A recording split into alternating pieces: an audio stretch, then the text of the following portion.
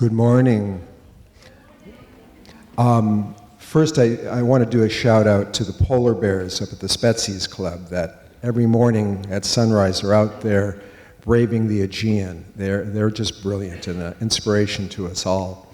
And the late night revelers that were walking by the Spetsies going back, I hope you had a great time. We heard all about it.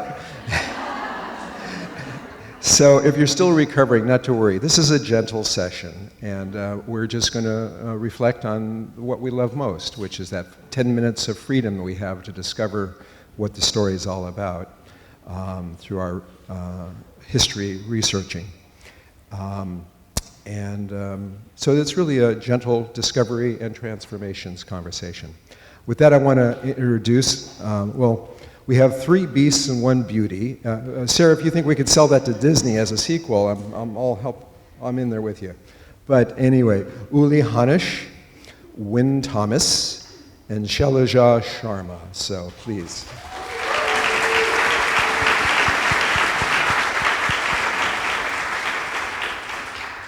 So obviously our conversation is about how we adapt history to tell a narrative. And basically there's one question that guides us through this morning. As we are not documentarians, whether it is an historic reenactment or a fictional tale, how do you exercise creative license when designing for current events or past history for a motion picture? And we all do motion pictures, so it doesn't matter what the output is. It's all about telling a motion picture. So starting with that question, as a general, I want to say, how do you pursue and digest the creative choices that you feel you may best elevate the emotions of your characters and their odysseys and worlds? I'll start with you, Uli. The question is too long for me. Okay. Can you break How that do you down? begin? There's another way to. There was a panel once where everyone was supposed to be very philosophical, and one person said, "Well, I like to start with eggs and coffee." So you can start wherever you want. But basically, how do you begin? Can you really break that down for me? Okay. I mean, how do you pursue the creative choices? No, I'm not reading it again. Just breaking it down. Oh. Yeah. Well, how do you begin? What's your first step? You're given a script, yes, and it's a period film, or contemporary, but it's based on real events. So how do you digest that? Where do you start? Well, I mean, to explain how we start digging into a script, I think this is like useless because we all do that. But in this case, it's a script based on history. Yes. Well, I mean, the funny thing with historical events or with doing a period movie is, I think,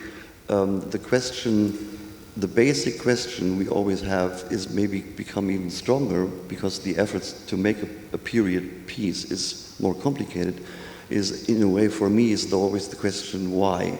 Why are we going to do this? What is the idea behind it? Why do we have to tell, or why do we want to tell this specific story? And it's if you look at period pieces or films, it's the reasons can be very, I mean, obviously very different, and there are very different ways to see it. Either you are talking about what you say, like a historic event or a historic character, or you choose the period of time and have invented kind of characters because you want to show maybe the state of society or something, so that the reason behind the why question becomes even more important because the effort is so strong.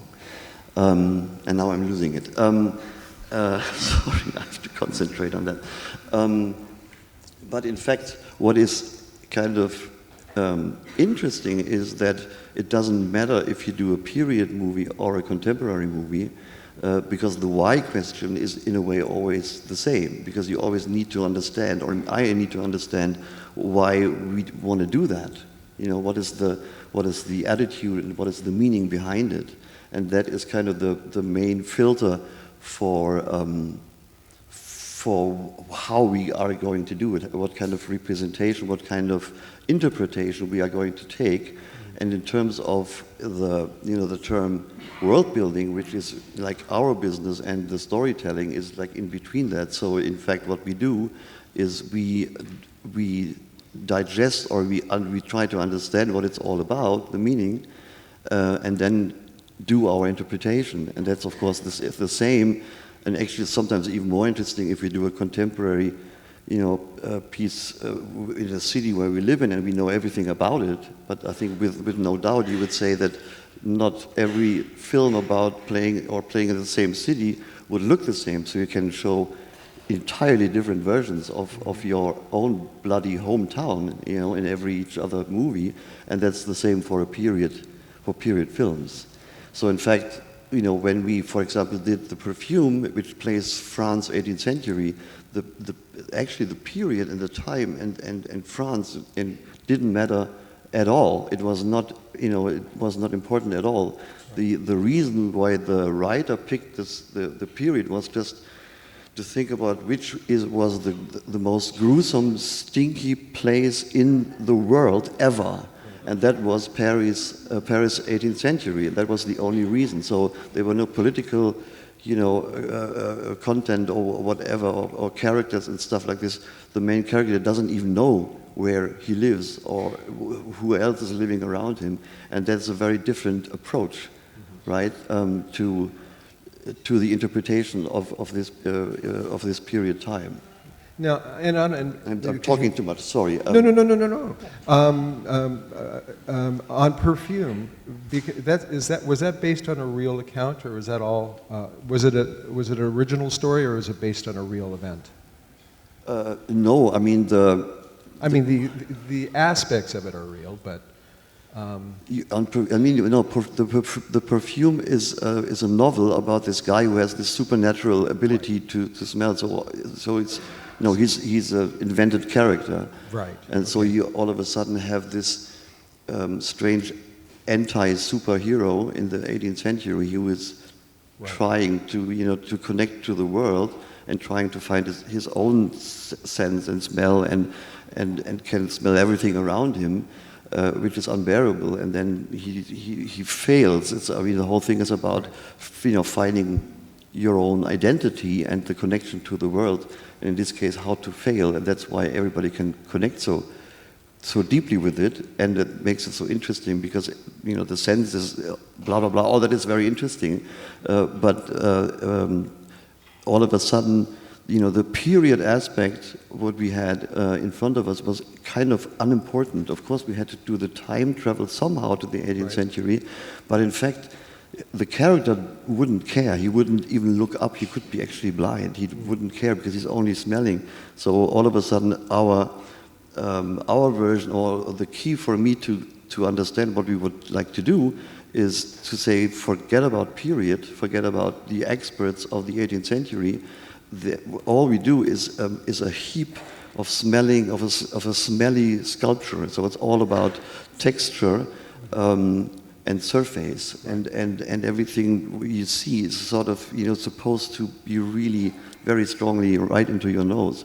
So it's anti-visual, but it has to be visual. So that's like an interesting kind of strange path to find in, right? And you're talking about moods and emotion. So Wynn, I'm going to simplify that question by really going to the core of it, which is how do you exercise creative license when designing for current events or past history? Okay, so I just want to start out with this statement. And I unfortunately will bring my notes with me, sorry. Our job as a production designer is to rewrite the script in visual terms. I think we're all aware of that. And the thing that no one else on a film does that. Everybody else gets credit for it. But we truly are the only people. So, in order to talk about this subject, I want to talk about two different sports films. One of them is a film called King Richard, and the other is a film called Cinderella Man, because there were two different approaches to those films. As we know, King Richard takes place in the 1980s in Compton, California, and it's a story of Richard Williams and the journey he goes on with his daughters so that they can become very successful tennis players. And the script was very realistic, and the story is very realistic. And the journey that the characters go through is also a very realistic journey. So as a result, when you're hired to do this kind of job, you can't ignore the reality of the script. And the thing is, as a designer, you can't interpret tennis courts. I mean, it's just impossible. So what our job is on a film like this is to create the visual journey, to take the characters on a very realistic journey to their destinations. So you're not interpreting the material. The choices you're making is to guide the characters in a realistic way towards the places that they're going, okay? Do we have any, yeah. Yeah, they're Yeah, so as you can see, it's all very realistic. Now, when I went to do Cinderella Man, it was a completely different experience for me because I read that script and it was a very emotional script. It was a very emotional journey. And so I did what we always do. We put our research together. And the thing is, we know research will do one or two things. It will either confirm what we have in our head, or it will inspire us. So I started, Cinderella Man takes place in the 1920s, right before the Depression, and takes place during the Depression years. And it's the story of a man named James Braddock, who is a boxer, and it's a story about what happens when he's doing very well as a boxer, his family's doing very well. And then what happens when the Depression hits is that he loses everything, and his family is thrown into poverty, okay? And what's up here? So I think these early images that you see, I did some research. He grew up, the movie takes place in North Bergen, New Jersey. So the images that you're seeing are the realistic images of what North Bergen would look like. However, when I read the script, this didn't make any sense to me. So what happened was I started going through my research, and the thing about when you do your research about this time is that all the images are in black and white. And everything, I was stunned by the emotion of what I was seeing. So I went back, Ron Howard was the director on this film, and I said to him, look, I want to try a few things here. I want to serve the emotion of the script as opposed to the reality, okay? So we were shooting the film up in Toronto, and initially I think I looked for some housing structures like this. But then I stopped because the approach that I took to the story was this is a story about a family that has hit rock bottom. And they've lost everything. And instead of doing streets like this, I asked my locations department to look for something else. And we ended up making a choice to go into a courtyard because it would allow me, okay, this is my sketch, to, instead of keeping it on, it would allow me to contain the emotions within a space. the courtyard, and the other thing about this courtyard is that when we found it, it was all red brick. But what I did, again, to service the time period and to service the emotion, I painted that I got rid of all the color and painted it black and gray.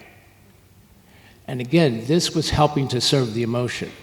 And then, as you can see here, all those porches, what I wanted to do was to create an environment when the actors are in it, and we built some of these porches here, because the idea was that when you're standing there, you feel that these porches are about to collapse and crush the characters. So again, this was my way of supporting what I felt was the emotion in the script. Now, the other thing that I did in terms of the story, Renee Zellweger's character says there's someone who's coming to turn off the lights, and she says to the person, she's trying to stop this person from turning off the lights, and she says to this person, "This is all we have." So, instead of putting them in a plaster covered wall, I decided to put them in a basement with stone walls, because that to me was, again, black and white. They've fallen on rock bottom. So literally, I'm putting them in a space that is stone. So it's not, everything is harsh.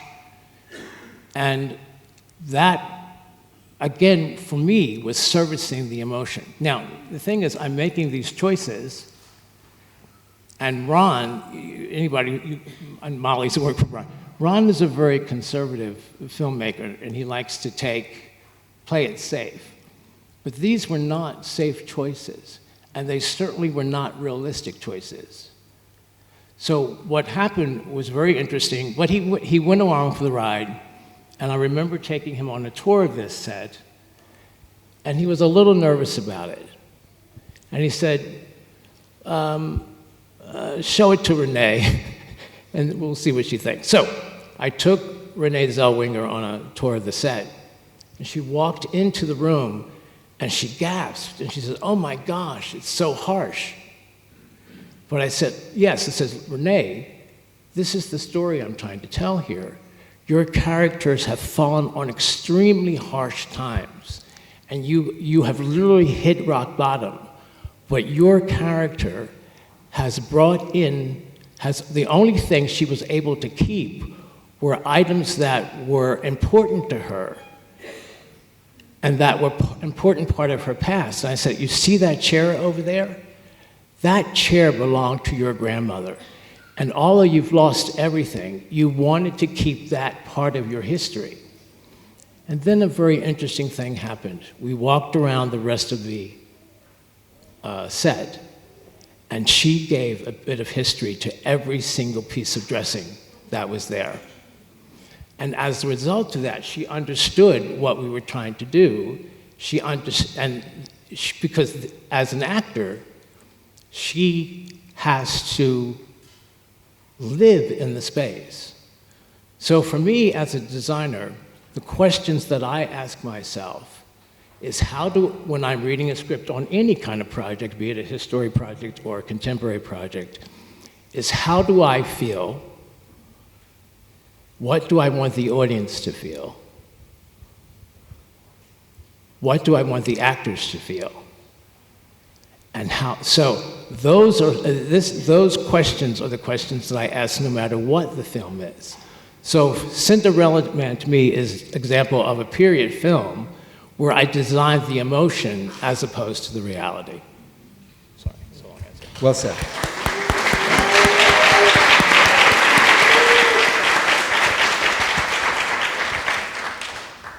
Shailaja, you're in an interesting place right now because you're actually doing something about history, working with history.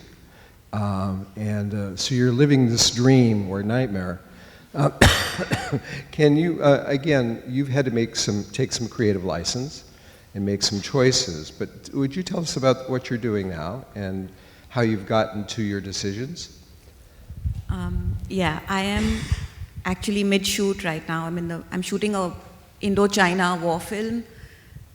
We set in the 1960s. Research has been literally next to nothing. I had a 15-minute documentary film to look at, and then everything was about reimagining and figuring out what the soldiers went through in a very harsh terrain, which is also very peaceful. You've been to Ladakh. We're shooting in a really difficult situation. I didn't have any research. I had a black and white image, like Wynn said. There's just black and white images from that time. A lot of classified information the Indian Army has not let out. We don't have the war diaries to go through. We have barely any images. There was one book that was written, so I read that book, and when you read, you have a lot of, it's all visual. For me, every time I read, it's all visual. So I imagined what the trenches would look like. They're very different now than when they were back in the 60s, where there was no amenities, there was no electricity, there was no water. Everything had to be carted on yaks and mules up to this place where they fought the war, where the Chinese came in waves trying to, take over that part of the land. But what I did remember was when I was growing up, my grandfather had fought this war in another part of the country, and I didn't remember stories from there, but I remembered his study room, and I remembered a lot of, it came back to me. As a child, you don't remember anything, but it came back to me. I remembered small details like what kind of stationery he had. And he had saved a lot of stuff from back then. If my grandfather was alive now, he would have given me a lot of, information. But, so I remembered, small things like what the file was like. There was a weapon in his, which he had put in like a showcase. There were some bullets. I remember them seeing them as a child. So I decided to recreate with my own imagination. So I spoke to the director and I said, we don't really have actual and factual, we don't have images that we can recreate. So let's decide to do this. Let's take cinematic liberty and do something which doesn't feel wrong. And yet, if somebody looks at it, they think it probably was that period. So we did a lot of research, of course. I just couldn't, I didn't have. And I didn't have the budget or the time. I got onto the film really late. And I had 4 weeks of prep, and then we got on location to start building sets. So yeah, it's been, most of it is out of imagination and figuring out how they would have been, the soldiers would have been, how they would have lived with just reading a book that I got my hands on. Well, that is our job, too, is to fill in all those gaps, because the script only talks about what the script wants to talk about. But all those other details that make it real fall to us as designers to create that world that they didn't envision. They leave it to us to close those gaps.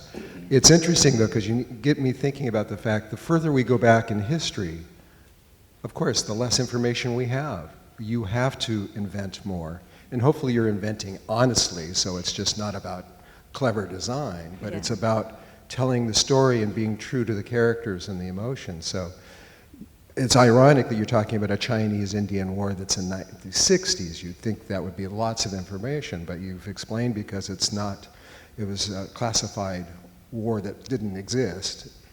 You have to fill those gaps, so it's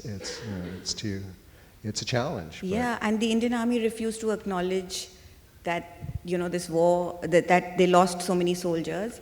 There were 120 soldiers against 2,500 Chinese, and all of them, everybody died, and they couldn't find a single Chinese body as well because the 120 soldiers killed. So the story is very emotional.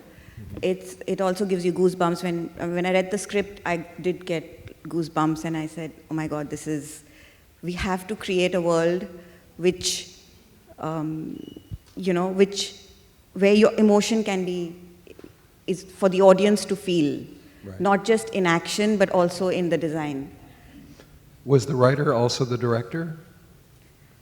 No, the writer was the director's friend, actually. Right. And did they share any information with you, any of their documents? They didn't have much. Really?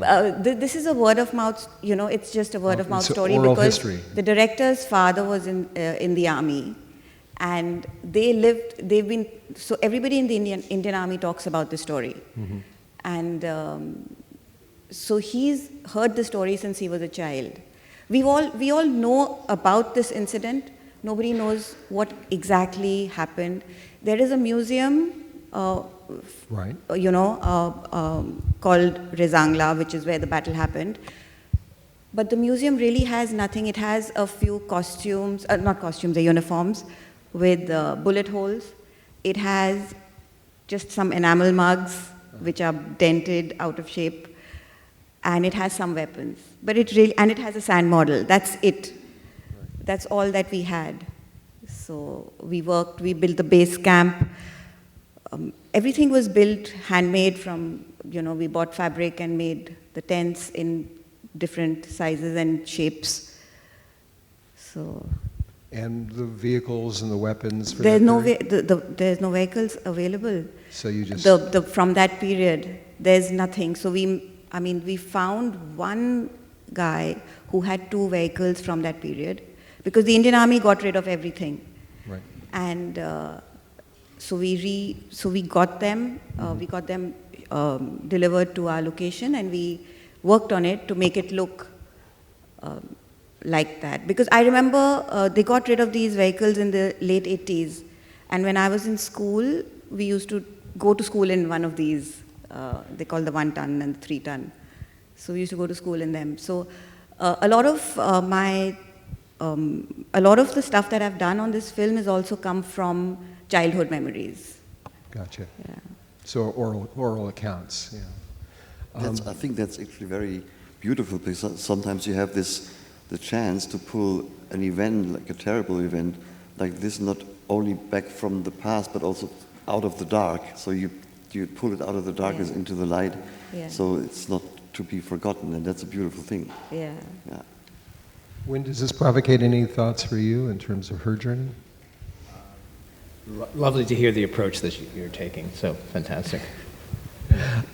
So Uli, a lot of your period history work is more based on fictions as opposed to real events. Is that fair? Or? Yes, I think so. Yeah, I'm just thinking of Babylon. I'm thinking of Hunger Games. I'm thinking of those sort of projects where you have a vast array of history to choose from in order to then create.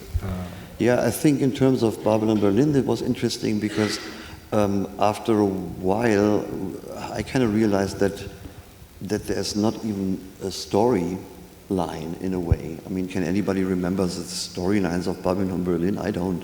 It's, not very much,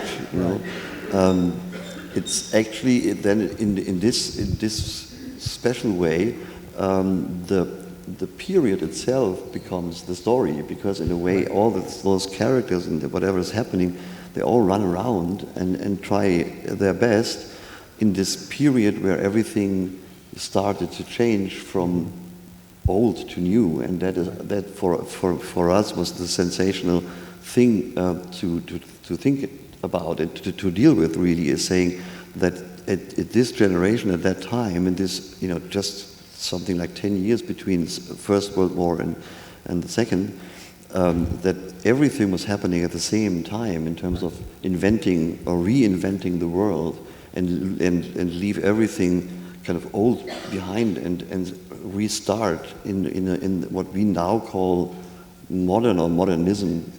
They was invented by a few people in this specific place all at once, and everybody knew each other, and they were just trying to come up with something new, and of course something failed and whatever, and there were also at the same time, of course, the forces trying to hold back the past and the old powers and all the craziness of what was before for over centuries. And this generation was just trying to say, no, fuck off, we have it up to here, we have to start something new. And obviously then they failed in Germany at least. But this kind of spirit which we all still kind of stand on, we realize that we are kind of sitting on the shoulders of our grand or grandparents who achieved and invented everything we still deal with, and that was also kind of bow down for them and say we still appreciate that so much, and that was another key for us to understand that we try to make the time travel into the period, but in a way we were trying to make the period look like today, because we wanted to relate, and we're trying to do it as kind of fresh as possible.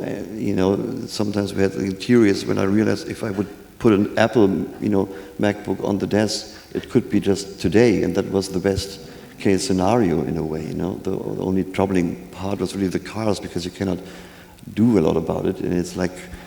You have this all kind of old-fashioned feeling. But however, I think that was our goal, also with all the bars and the dancing halls and stuff like this, is that we were saying it should look like it could have opened like the other week, to connect the spirit of this time with our time.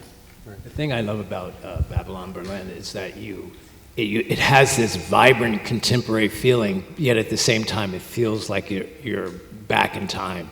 And I think you succeeded brilliantly at what you're describing.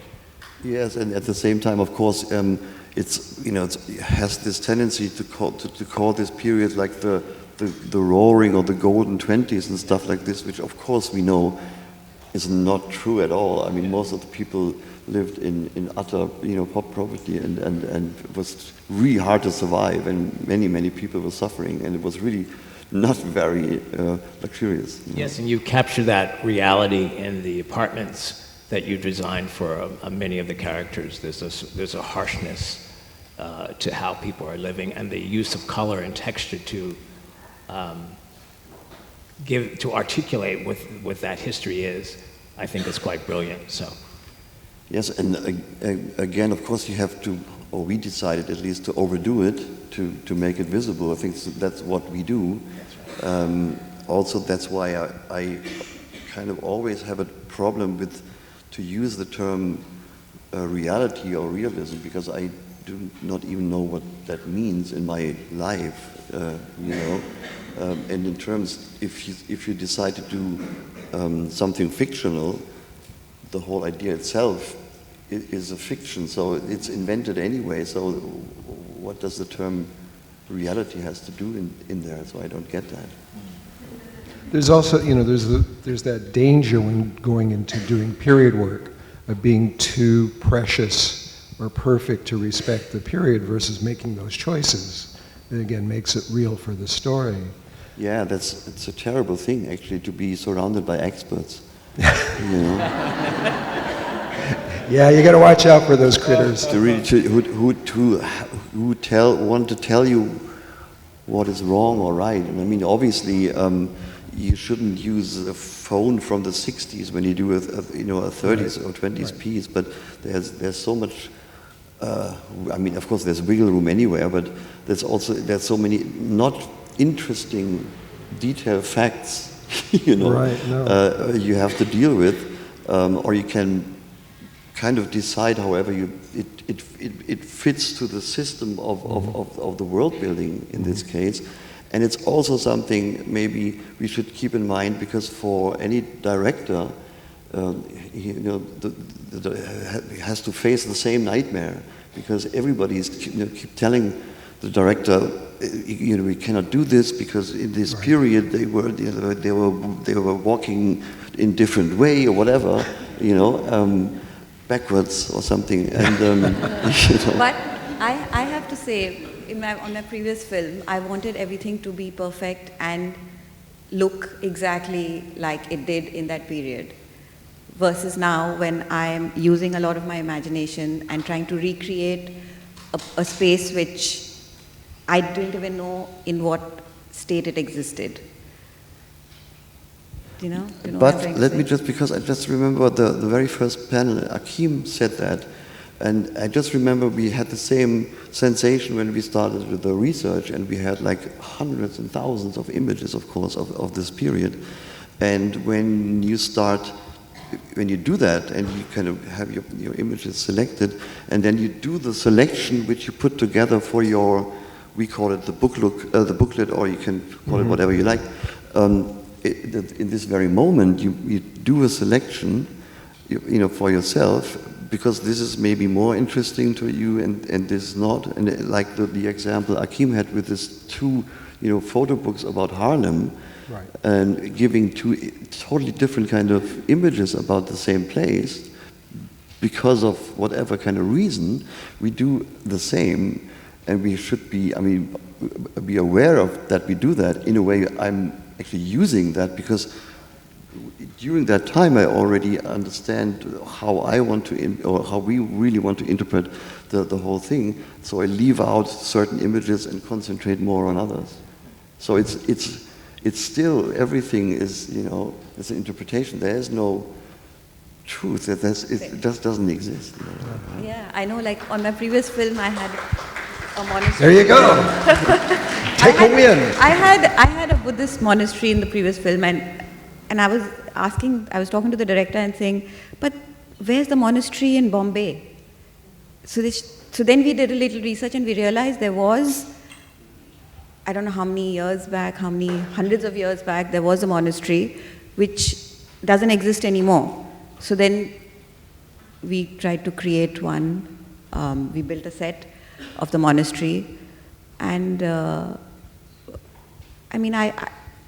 I wanted to be, at that point, I wanted everything to be as real as imagined how it would be back in the day, but we didn't have an image for that particular set. Everything else, there was research available for the previous film, because it was, pre- and post-independence.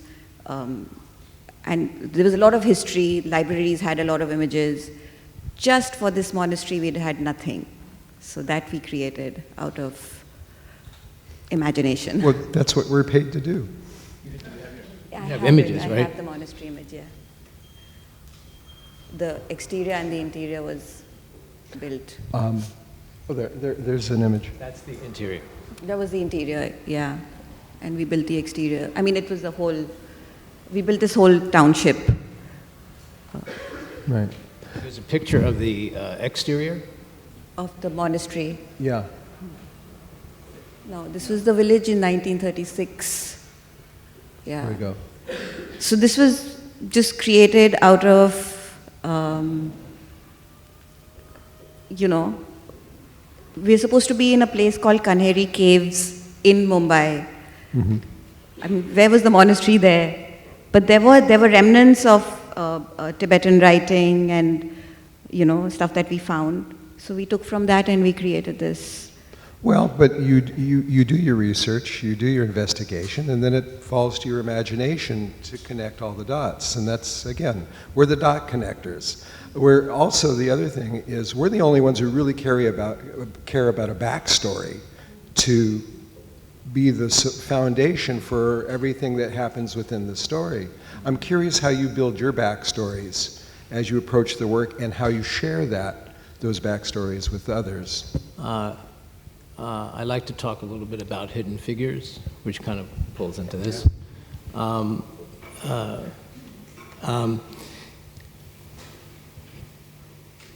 For my process is, again, to read the script and to, again, well, it's our job to formulate the concept that the entire film will be working in. And so the beginnings of the process, or early stages of the process, are very important for me because I'm trying to formulate the ideas that I will share with the entire team. So again, we start with sort of the fundamental research of what the world of NASA is like in real time. So these are some of those images. However, Hidden Figures is an upstairs, downstairs story. And so it's the story of Katherine Johnson and her journey from being in the basement to going up some stairs and going into a world that she does not know.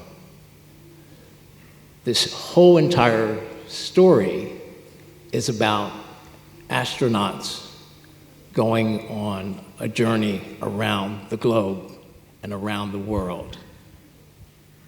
They're going on a journey, so they're traveling long distance to get somewhere. So all of these words became part of my concept because Katherine Johnson is going on a journey just like the astronauts. She's going on a journey to a new world. So she starts, the black women are all working in the basement, and in real time, in NASA world, that basement, the walls are all cinder block walls.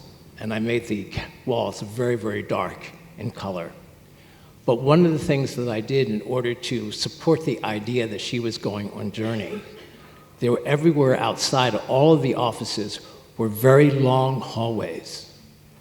So that whenever she left that space, or even as she's going upstairs to the space task office, there's a very different journey. So what's happened is in the basement, the textures are one thing, but when she goes upstairs, the textures are slicker, they're lighter in color. So what happens for me I think in the very beginning of my career, I used to have research of things, and I would show that research to the locations department and say, find this. I don't do that anymore. Nowadays, I just kind of go out and I go scouting and I go see what I wanted to see. So I'm much more open to discovery, okay? So meanwhile, I have to design this. I had some realistic pictures of what Space Task Group looked like, which was a big room like this with a bunch of desks and all that sort of stuff. Well, and I began to look for that, to begin to show that to the director. But I was out walking one day, and I saw a circular building on the Morehouse campus. And at that point, the idea was in my head. This is a film about astronauts circling the globe. Why not make the Space Task Group a circular room? So it's almost as if when she goes into that room, she is going into a world that no one has seen, that she has not seen. So what you're seeing here now is once that thought was in my head, this was my initial sketch about what that space should be. And as you can see, it's a circular room with a series of maps and stuff on the wall. If we can go to the next image, please.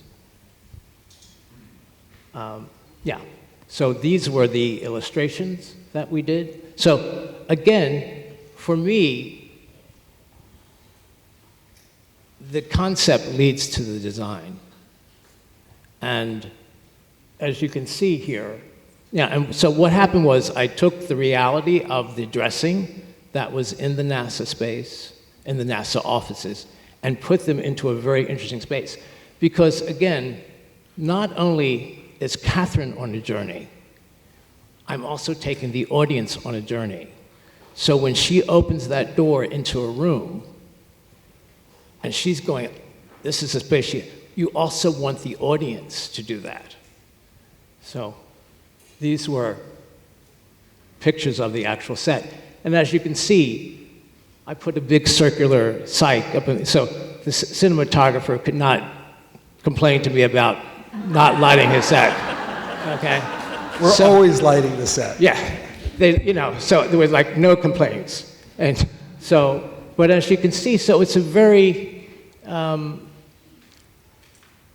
it was a very different way. It was not a realistic way. I was not trying to service reality, but I was trying to service this journey that Katherine Johnson was going on. Now, to get back to the question that you asked, it was a very interesting job because we were dealing with 3 black women, and we were getting a chance to go inside their homes. There was a very odd thing in the script that in the script it described Katherine Johnson's home as a shack. Well, I immediately said, what the fuck, sorry. That's what because clearly the person who wrote the script did not understand how black middle-class women lived in that time period. So part of my job as a designer was to give clarity to all that. So I had 3 different homes, 3 different black women, and the whole idea was to show my director and people that this is how we lived back in this particular time. This is how black middle-class women lived. Now, but one of the things that I did, and this was not reality, again, this is production designer interpreting someone's life. In the script, Octavia Spencer's character is always entertaining the rest of her friends. And what I decided to do is, I do this, I make up a story for each character. So I can begin to share that story, the idea of that story with my team. And as a result, the choices become a result of each story. So each women, I have made up a story for each woman. But what Dorothy's, Octavia Spencer's character, the story I made up was that she was married to an undertaker. And if you're married to an undertaker, that means you have a lot of money. And as a result, I could make choices and put her in a much slightly more extravagant home. But again, this is not reality, but this is choices that I made as a designer.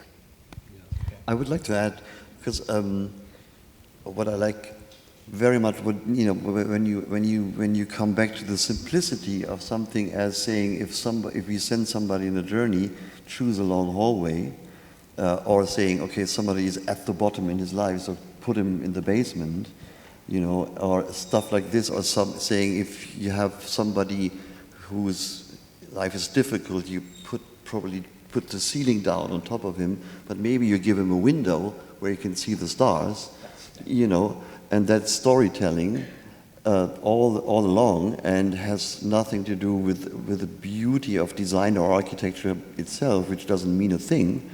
The only thing matters is telling this story, and our fantastic job is to come up with ideas or choices like this, but they can only be based on what we are trying to tell. That's exactly right. We are as you know, what he's saying is correct. We are storytellers. And again, the choices that I was making, I want the audience to go on the same journey that the characters are going on. That's a good segue into questions and answers. So if we may, get the mics out, we'll engage the audience now that they've fully rested from last night. That's no question. No questions? Oh, hand right here. Yeah. I have a question that may be about pitching for historical films that might help people think about that. It's a little bit about what you've been saying about especially when you were talking about Cinderella Man, about the reality versus what's in your heart or the emotion. So when you're pitching for a historical film and you don't have a lot of time, I don't know if you could give some advice to people about how to approach that quickly, because it's like multi-layered, right? Because you have to understand the period, but you also then want to bring a little bit more to it. Yeah, I think when you're going in for that meeting with the director, I think the safest thing to do is to go in with images that are safe and appropriate for that meeting. But yeah, because I'm not, with Cinderella, I certainly didn't go in. Can you imagine going into Ron and showing? Like, oh, I wouldn't have gotten the job.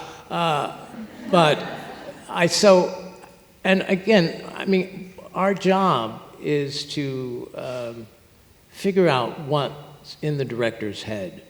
That's very much big. That is our job, and so you have to, all those initial first days or weeks are about, here's what I want to say. The world, the mythology in the business is that the director knows everything. That's BS. And so what we have to find out is what is important to the director. And that's what we need to do. But then we're filling in all the blanks. And the way that I work is not only am I filling in the blanks, but I'm providing the concept. Almost none of the directors, almost none of them do. So I provide that concept. But what I have to do during those early discussions is figure out how I can bring my ideas to that director that will become part of his vision or support his vision, okay? But when you go in for those early meetings, I think you have to play it safe by coming in and bringing in traditional images. And then what I do is that I will come back in and start guiding them towards what I think is a better visual solution for the project. Shailaja, do you have a particular way you like to communicate your first instincts to the director? I go with Wynn. I mean, I always go with the images that they are actually looking for, and what they think it should be. And like even on this film, actually, I went with what they thought, what the director thought he wanted. And over time, I've slowly changed his mind about a lot of things. I feel happy that I managed to do that. And we've managed to get a lot more into the film, which will, of course, create the emotion for the audience as well as for the actors when they walk onto set. So I'm totally with, I totally get what Wynn just said. Right. Uli? It's just, oh, I'm sorry, go ahead. it's just for the songs that we have in our films. Even if it's a period film, Right. we have to have songs. So we have to create, we have to build sets for songs. And so for a period film, to keep a period accurate set, which now I'm going to struggle with in the next couple of months because we have a song in this film. So I'm trying to give ideas to the director. I just hope that works. Yeah. Well, That's they wonderful. usually don't know what they want, so they need, without being sold, they need to be sold and led creatively. I love this idea of giving out a song to a text. That's wonderful. Fantastic. Never heard that. I think, yes, but the thing is, the first time to meet with the director is maybe listening and understanding what you said, the vision or the idea, what the whole thing is about, and then, we would go back and do whatever kind of research and come back with images. But by then, the whole kind of manipulating process has already started, because everything show them has been our choice, and that it becomes like what we want to do and how we want to treat the whole thing. And also, I think it's our responsibility. That's what's our job, really, to be the advising, person. And including me, of course, the director does not know everything. Mostly knows nothing, about that. He maybe knows, or she, what the film should be like. Yes.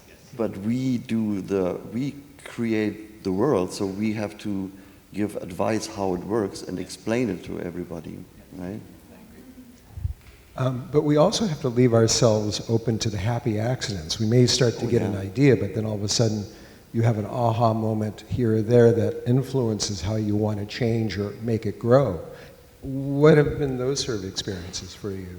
What was your aha moment? Oh, I don't know. I think it's always for me, kind of important to have a pretty strict kind of concept.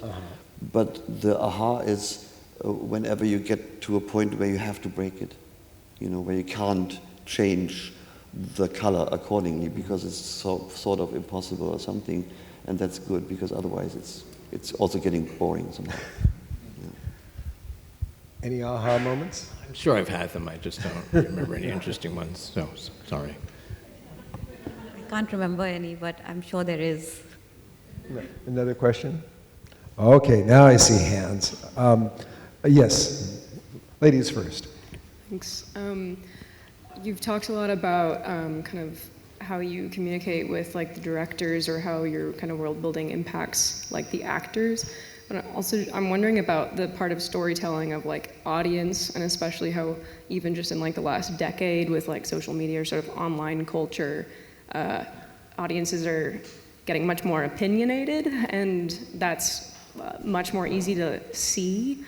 And I wonder, in your process, how you draw the line between sort of like considering like the audience in the storytelling or sort of setting a boundary with yourself and being like, if I'm gonna take these risks, I have to kind of pause my concerns about how the audience might receive it or things along those lines. Like, where does the audience kind of come into your world building process? It doesn't come into my process at all. No, but in a way, all we do all the time is we produce a product which is supposed to entertain the audience. So in a way, it's always there, but not in particular, because regardless, everybody tries to be as entertaining and funny and whatever as possible, and to make it look, the most interesting way. So is that answering the question? Because otherwise, I don't know. I feel like those are kind of you either like kind of try to keep the audience out of your head, or you're trying to also balance entertaining them. But isn't that what we're designing the story. We have to I always say, find your truth. What is your truth? There's 100 designers in this room. Each person, each one of us, if we were to do the same job, would have to find our truth towards designing the film. How one goes about, each of us would be going about that in a very different way. We're not trying to find the truth for the audience. We're trying to find the truth for the story that we're telling. I mean, we really aren't part of the marketing machine. We're not part of the marketing machine. That's the studio's attempt to sell the product, and thank God we're not. Though I'm sure they're searching for AI algorithms to help them tell us who our audience is and design for that audience. But in a way, everything we do, we always hope that people will like what we do, right? Or not. Yes, no. Let's go to the back. Yes, sir. Thank you. So obviously we work visually with the sense of sight, and the audiences experience our work through sight and sound. But I'm curious if you use any of the other 4 senses, sound, smell, taste, touch, to kind of help sell your idea to a director, or in general to help build the world? Like I said, I know people receive our work visually, but are there any other of those senses that you use or think about to help build that world? Not for me. It's all visual. It's not about, it's all visual. We are, I don't know how the people, but I build a whole series, put together a series of images for each and every set. And then I think we've all been talking about this the past couple of days. We all seem to do visual boards up in the hallways of our offices. And we go around, and then you bring production around or your directors around to get a sense of, because this is a visual, we're visual, again, we are visual storytellers. I don't understand what sound has to do with that, or, it's what we see that we're responding to. And we have to look at things, we have to make choices that are going to inspire or have an impact on the audience. I have something, because again, on Perfume, it was all about this kind of almost unknown sense of smelling, which is very difficult. It's also in a very embarrassing sense, because you can't hide things and you can't control it. Everything runs through your nose into your brain. It makes you very vulnerable and stuff.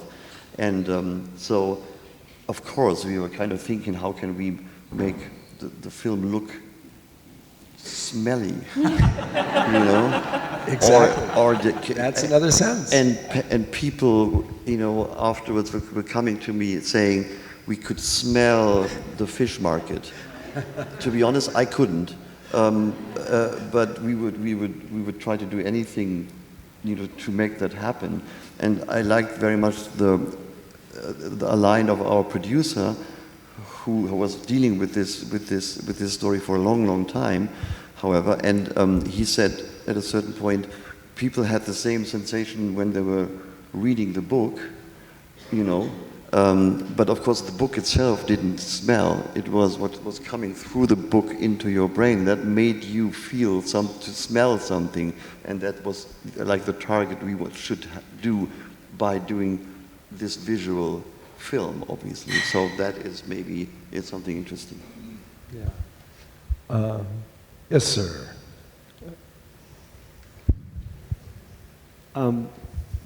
Is that on? Yeah. I'm curious, because so much of this conversation is beautiful, because you're really putting emotion first, story first, and in these period contexts. But I'm wondering, and I'll tell a small story. When I worked on the movie Tombstone, we were researching the town. And it wasn't a visual piece of research, I found. It was a written piece of research that described the town, because we were looking at what color was it. Well, there weren't any colors. They didn't have colored paint in the town when they first built it. It was whitewashed black and natural. So the town, to your point with black and white photos, Wynn, it was actually black and white. And so connecting with the Earps and the McLeod, that whole story, I thought that we didn't end up using it, but it was revelatory. I thought it was a beautiful piece of actual research that spoke to an emotion and spoke to a tone that connected with story and character. And I'm wondering, has in doing your research, have you found those moments where you read something or saw something that was really surprising, and that it was revelatory and helped you with building the emotion of the story and the characters? It was very interesting for me on the first day to hear Paul speak about the fact that he's reluctant to choose color. That was the last part of his process. For me, color is emotional. So I don't have a problem choosing color. In fact, what I usually do at the beginning of not the beginning, but at some point in the process, is just go through my color books and I choose what is emotionally correct. I just did a Western thing, Bass Reeves on Paramount Plus, and again with a whole series of towns. And it's complicated because there's no photographs of what color those Western towns were. So all I had was my instinct about what is correct. And I always follow my instincts because my instincts never lie. Never. Never? Never.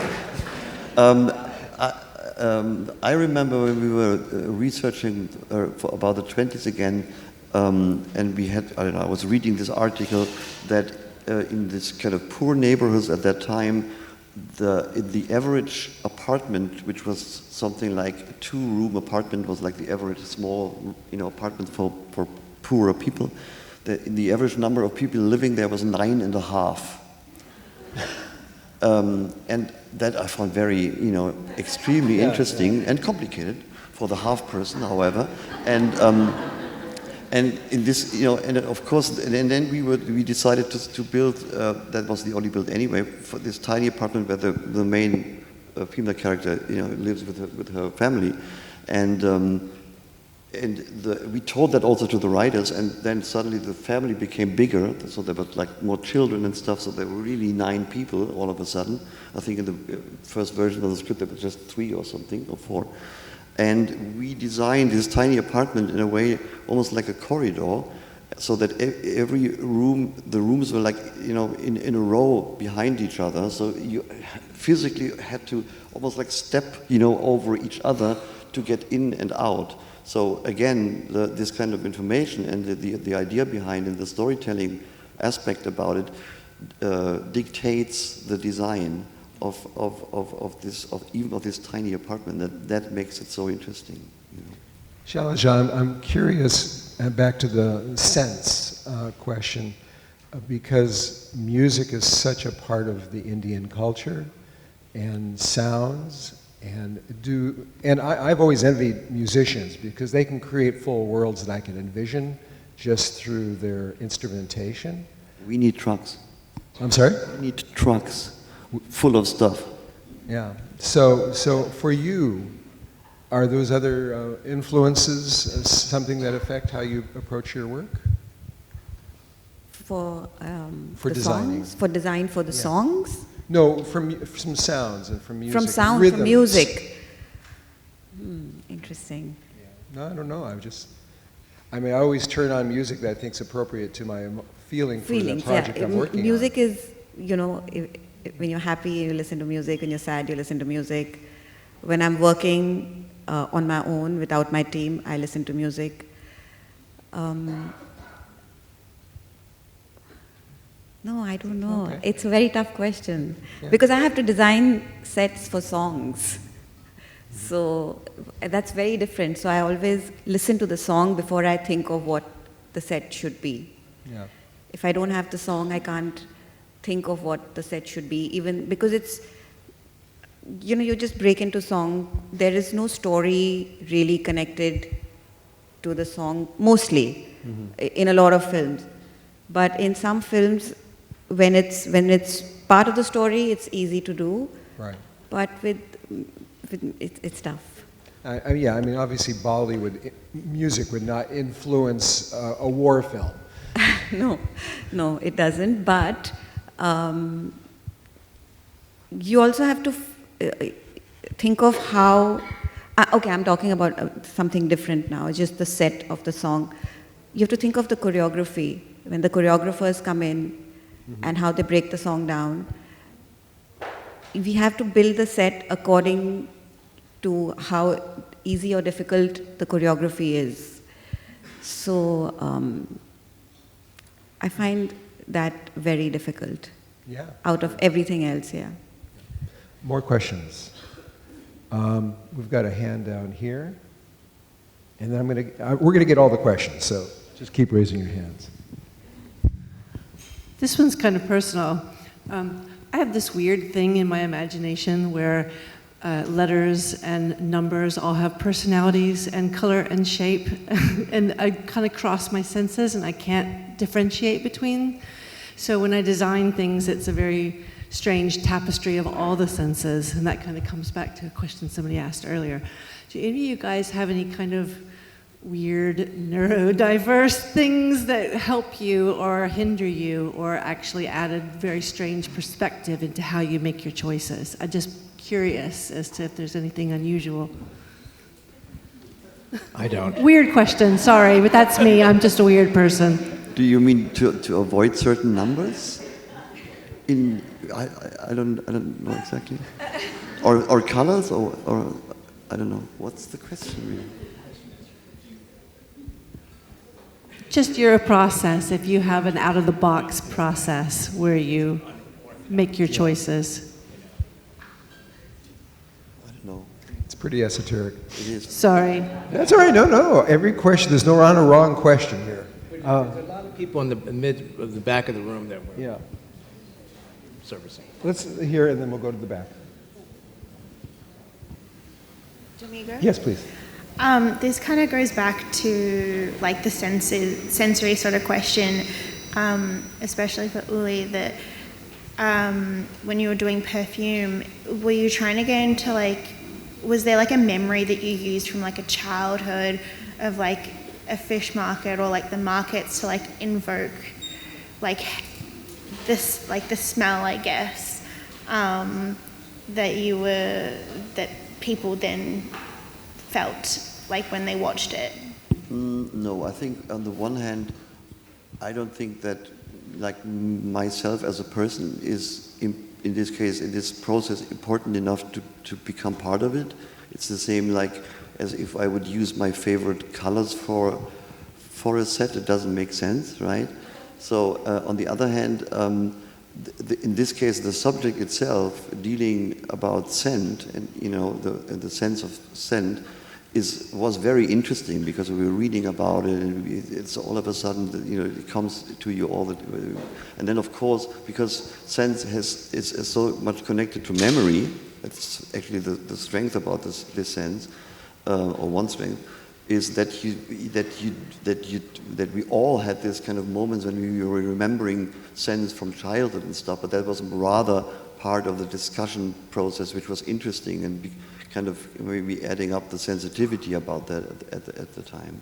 And but other than this, I think we did the same, the usual stuff. We're saying let's try to come up with the color concept which makes sort of sense. So we said it's like we have no colors in Paris and we have a lot of colors in the end, but that's like the usual drill, I would say. Questions in the back. Okay, there's right all the way in the back there. Hi, I am curious as to when you're working on a biopic or a story when you're retelling a portion of someone's life, especially if it's traumatic, how do you feel that the responsibility to tell that person's story, does it influence your design in a way? I know Akin was saying in the first day when he did How They See Us, that he actually redid some of the apartments very specifically, and it was too much. He had to pull it back for the sake of the people, the real people that it was based on. So I guess my question is, does responsibility to do right by the person's story you're representing, does that weigh into your design process at any point, and how so? That's a good question.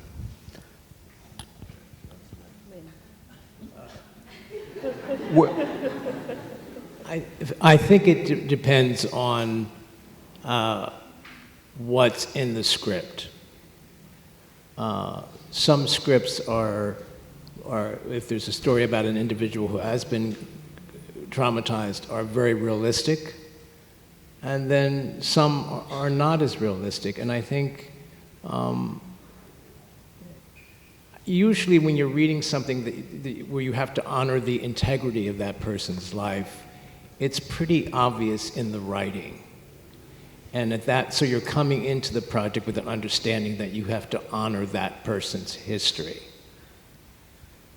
i.e. like with King Richard. But then there are other scripts that are just lend themselves to being interpreted. So that's a full discussion that I would have with the director in the early days. How are we navigating this person's story, are we going to honor the reality of it completely, or are we going to allow ourselves to interpret it? Next question. Any more questions in the back? There's another arm. Hi, yeah. I am wondering about your process in getting lost in the weeds of research when you're on iterations of rounds of research. Do you have any tips and tricks in the process for staying anchored in your original emotional response? Because I think there are pieces in a script that grab our imagination that were really like the sexier ones to us, and then there's ones that maybe you need to crack.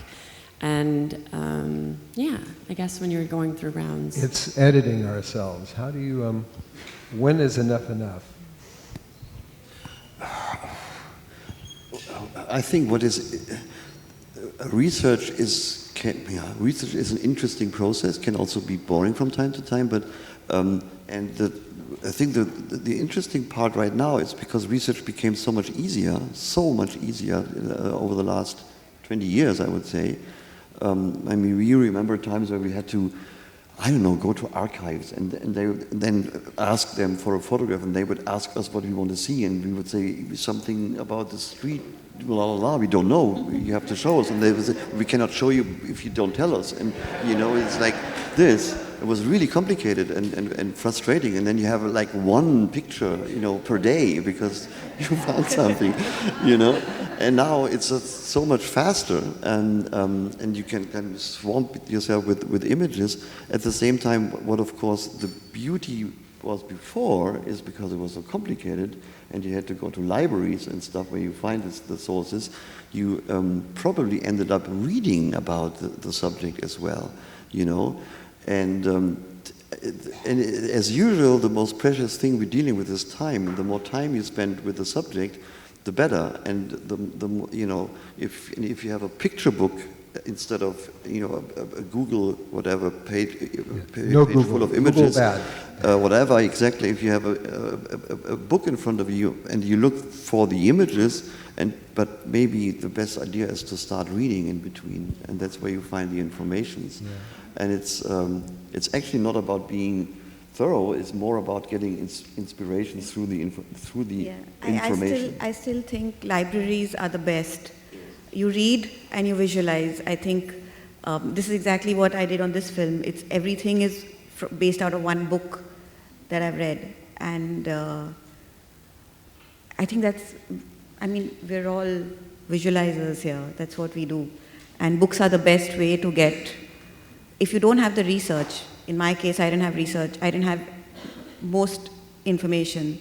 It was that one book that, you know, that has helped me design this film.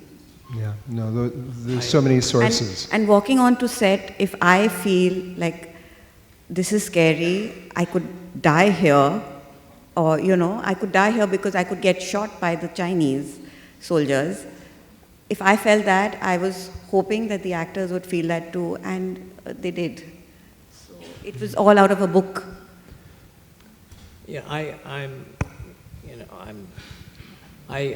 lucky in the sense that I live in New York City, and there's something called the Picture Collection there, which is an archive that has been around for 80, 90 years, and it's filled with tens of thousands of images. So I always start there first. But research, again, I think it's very important for me. But also I'm a book person.